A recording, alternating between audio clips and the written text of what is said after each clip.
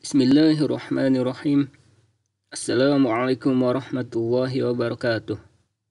Berjumpa kembali di pelajaran sejarah Indonesia untuk kelas 10. Nah, pada pertemuan kedua ini, materi kedua, sejarah Indonesia, yaitu judulnya konsep perubahan dan keberlanjutan dalam sejarah. Pada pertemuan sebelumnya, kita sudah membahas cara berpikir sejarah, yaitu kronologis, diakronik, dan sinkronik. Nah, coba kalian semua amati 4 gambar pada layar berikut. Pertama adalah gambar buku Asia Tenggara dalam Kurun Niaga 1450 sampai 1680. Buku kedua Sejarah Indonesia Modern 1200 sampai 2008. Buku ketiga Perang Napoleon di Jawa 1811. Dan yang keempat Bandung Awal Revolusi tahun 1945 sampai 1946. Nah, untuk mengevaluasi pemikiran kita pada minggu yang lalu, coba Anda jawab mana buku yang menunjukkan konsep berpikir sejarah, cara berpikir sejarah diakronik. Nah, kira-kira buku yang mana? Buku yang menggunakan konsep berpikir diakronik. Ya, benar bagi yang menjawab Sejarah Indonesia Modern 1200 sampai 2008. Kenapa disebut buku yang menggunakan konsep berpikir diakronik? Karena pada buku ini melampaui atau melalui berbagai masa, yaitu pada 1200-an merupakan masa transisi antara masa Hindu, Buddha, dan Islam.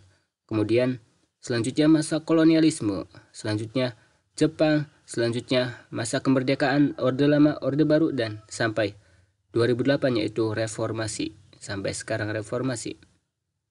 Nah, kira-kira selanjutnya mana buku yang menggunakan konsep berpikir sinkronik?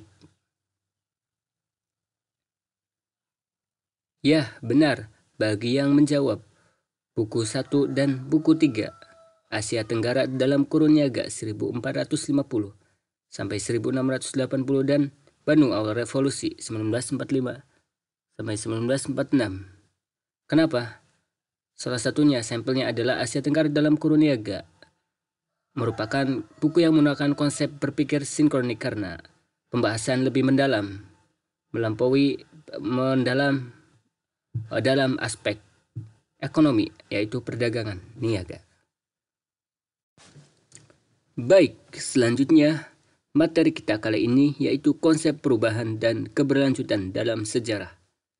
Tujuan pembelajaran setelah Anda mengikuti pembelajaran ini diharapkan Anda mampu memahami makna perubahan, makna keberlanjutan, dan menjelaskan dengan singkat contoh perubahan dan keberlanjutan dalam sejarah. Selanjutnya adalah konsep perubahan dalam sejarah. Perubahan diartikan sebagai peristiwa yang membuat perbedaan. Nah, perubahan dapat dibagi menjadi dua, yaitu perubahan secara cepat dan ada juga perubahan secara lambat. Dalam kehidupan sehari-hari, perubahan bisa dicontohkan melalui kehidupan kita. Dulu di SD kita masih imut-imut dan sekarang beberapa tahun sudah melampaui beberapa tahun kemudian kita di usia pada umur 15 sampai 16 tahun setara dengan MA kelas 1 itu kita sudah tumbuh dewasa. Tentunya tubuh kita sudah berbeda lagi. Kegagahan kita, kecantikan kita, kegantengan kita sudah terlihat. Itu yang dinamakan perubahan dalam kehidupan sehari-hari. Lalu yang mana yang dimaknai sebagai perubahan dalam sejarah? Konsep perubahan dalam sejarah yang pertama adalah contoh perubahan secara cepat, yaitu ketika hancurnya kota Nagasaki dan Hiroshima di Jepang di saat dijatuhi bom atom oleh Amerika pada tanggal 6 sampai 9 Agustus. Seketika pun kota industri penghasil berbagai macam alutsista dan kebutuhan pokok sekaligus kebutuhan sumber sekunder lainnya di Jepang itu dihancurkan. Kota Nagasaki dan Hiroshima dijatuhi bom atom oleh Amerika pada tanggal 6 sampai 9 Agustus sehingga kota itu hancur lebur. Seketika pun tanggal 15 Agustus Perdana Menteri Jepang menandatangani kalahnya pada Perang Dunia II kepada sekutu.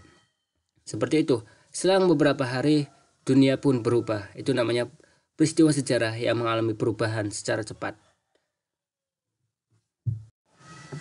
Selanjutnya ada perubahan yang terjadi secara lambat, yaitu penerapan politik etis di Hindia Belanda pada 1901 dapat mendorong kebangkitan nasional Indonesia 1908 pada awal abad ke-20. Jadi, politik etis yaitu politik yang digencarkan oleh pemerintah Hindia Belanda kepada Indonesia, dulu namanya Hindia Belanda, yaitu bahwasanya dibukakan untuk migrasi, irigasi, dan pendidikan di Indonesia. Artinya bangsa Indonesia boleh menempuh pendidikan berorganisasi dan membuka irigasi serta jalan untuk keperluan ekonomi masyarakat. Hal itu merupakan perubahan yang terjadi pada Hindia Belanda, terutama pada aspek pendidikan, yaitu pada 1908 berdirinya organisasi Budi Utomo yang menandakan kebangkitan nasional Indonesia. Selanjutnya adalah keberlanjutan. Keberlanjutan adalah suatu keadaan yang telah berlangsung sangat lama. Kehidupan masyarakat saat ini merupakan mata rantai dari kehidupan masyarakat masa lampau.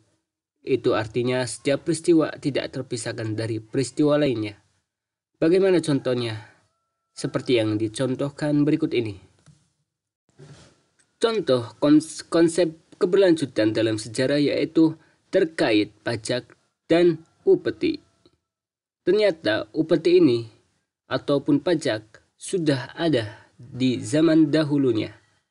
Seperti pada zaman Hindu-Buddha, ternyata upeti sudah ada, yaitu ketika kerajaan-kerajaan yang lebih besar meminta upeti kepada raja-raja yang lebih kecil atau daerah-daerah kepala suku yang lebih kecil. Contohnya pada masa kerajaan Sriwijaya, ketika kerajaan Sriwijaya menguasai di daerah Nusantara, itu mengambil upeti kepada raja-raja daerah yang lebih kecil di sekitaran Sumatera dan sekitaran wilayah Nusantara lainnya.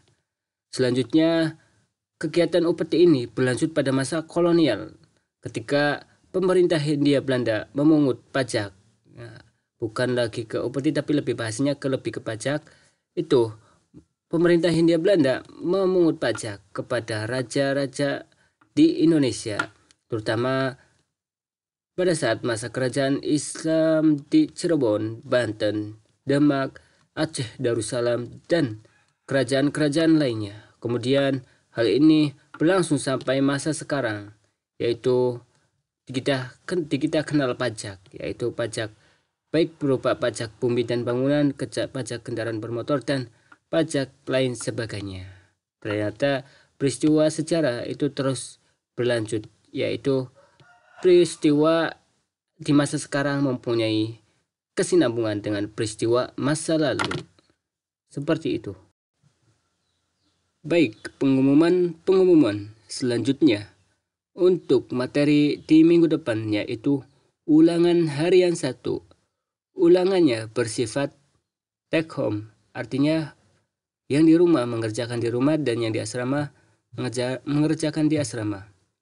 Ulangan pada kompetensi dasar 3.1 memahami konsep berpikir kronologis, diakronik, sinkronik, ruang, dan waktu dalam sejarah.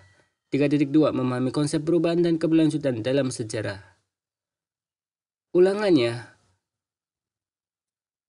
yaitu kerjakan evaluasi bab 1 halaman 21 sampai 22 di buku paket sejarah Indonesia dari Quadra. dikumpulkan 2 hari setelah tanggal penugasan. Hari Jumat, Sabtu, Minggu, ya, dikumpulkan hari Minggu lewat WA. Ya, bagi ikhwan, sedangkan akhwat tidak usah, tidak perlu, tidak, silakan menghubungi ustazah terkait. Tugas ini, ulangan harian ini berlaku hanya untuk ikhwan saja. Silakan download dan print kertas yang ada pada materi evaluasi bab 1, download dan print, ataupun ditulis. Kemudian fotokan hasilnya dan kirim via WhatsApp paling lambat hari Minggu. Materi sekaligus soal ada di materi yang tersedia di website. Sekian untuk pembelajaran sejarah Indonesia. Semoga sukses pengerjaannya. Terima kasih. Wassalamualaikum warahmatullahi wabarakatuh.